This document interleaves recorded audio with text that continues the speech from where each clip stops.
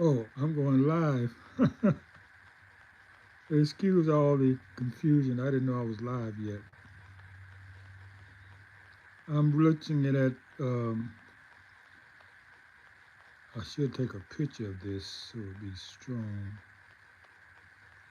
I'm gonna try to hold it steady.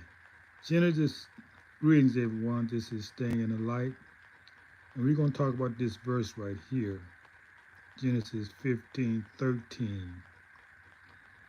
When I was 13 years old, 1959, I read this verse, and I haven't been the same since because nobody was talking about this verse until I found the people in the Nation of Islam. Genesis 15:13. And he said unto Abraham, know of a surety that thy seed shall be a stranger in a land that is not theirs, and they and shall serve them, and they shall afflict thee 400 years. And after that nation whom they shall serve, and also that nation whom they shall serve, I will judge, and afterwards shall they come out with great substance. So what is they talking about here?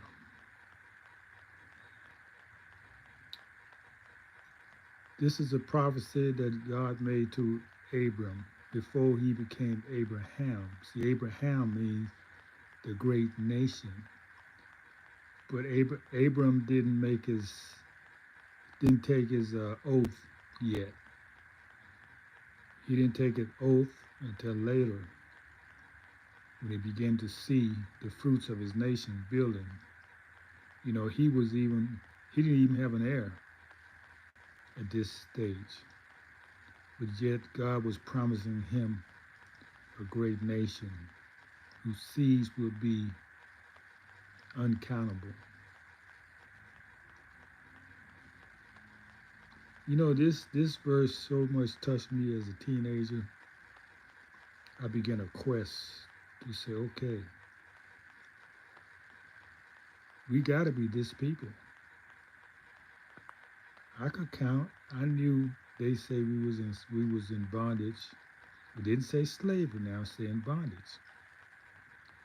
You're in bondage when you're doing something that you don't want to do, but you gotta do.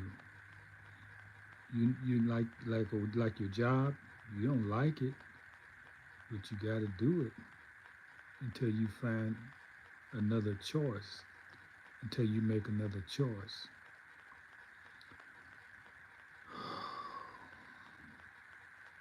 Okay, I don't want to be distracted by people who keep texting me. That's very disrespectful and rude.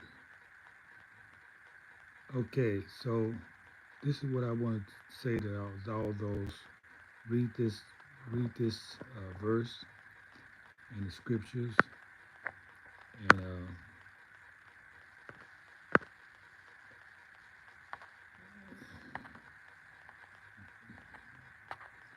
okay, let me cut off here because I got something else going on. That's why you don't see me. Oh, okay, that's good. I got something here. So yes, that verse says a lot for those who are conscious, and it's right there if you read it. But when have you heard a preacher talk about that? When have you heard anybody in a church talk about that outside of the Nation of Islam?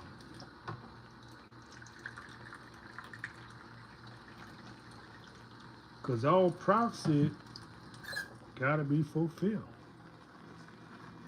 Do you think that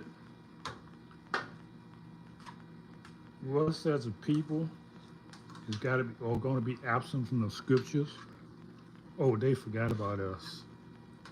Oh, we're not that important. Yeah, they would want you to believe that you're not that important. That's why you're left out of everything that is important, and you put into everything that is evil. They cast you in the role of the devil. Why would you want to cast the innocent people in the role of the devil?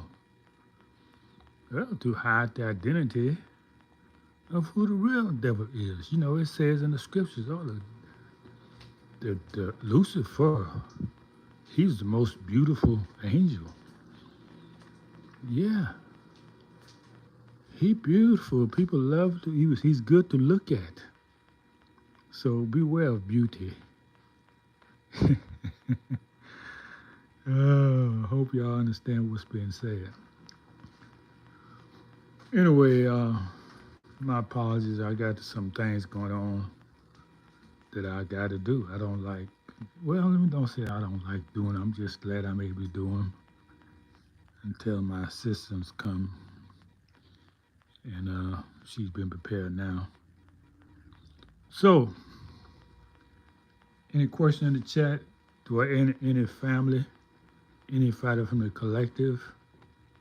Which means when I say collective, I'm talking about my community. Anybody in the collective want to talk?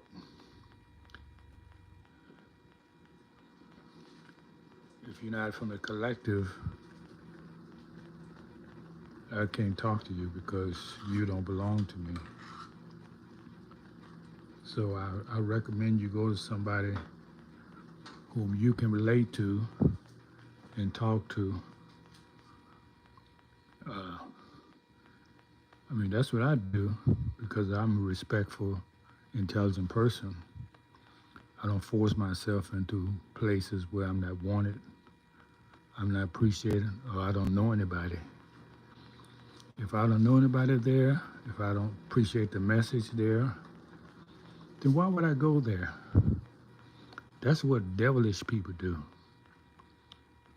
They always want to assert themselves where they don't fit. They want to force you to accept them. Yeah, that's what they do. Okay, well, I'll check back later. We do have an appointed time. I just came on to share this with you because I think it's very important that you know this information, and because staying in the light is what we do over here. We bring the light of everything. And I don't know if I've shared that verse with you before, but I should have. I should have shared that with you a long time ago. Because that verse, I'm going to take the numerology of that verse and show you a lot of other things. A lot of other things. It's a code you have to see. The Bible is written in code. And if you know how to take numbers and decode them, and when I say numbers, I don't mean just what's written, like the chapter and the verse. I'm talking about counting the words.